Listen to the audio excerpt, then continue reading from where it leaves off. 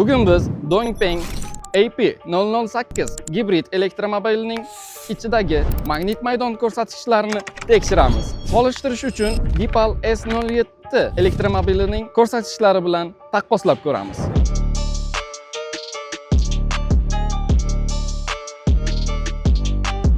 Dongfeng AP008 gibrid elektromobilimizning haydovchi o'rindig'idagi ko'rsatkichimiz 201 milligauss.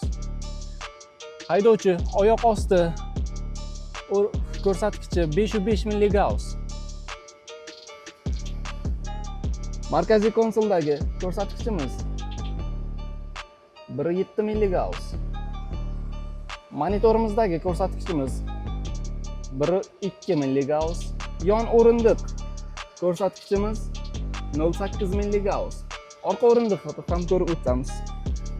Dongfeng AP008 gibrid elektromobilimiz orqa o'rindig'i 07 milligauss. Elektromobilimiz oddiy elektromobil emas. Shuning uchun ham uni Deepal S07 elektromobili bilan solishtiramiz. Har ikkisining ham eng yuqori ko'rsatkichi haydovchi oyoq ostida chiqdi. Deepal S07 da 209 milligauss, Dongfeng AP008 mizda esa 505 milligauss. Oradagi farq ancha yuqori.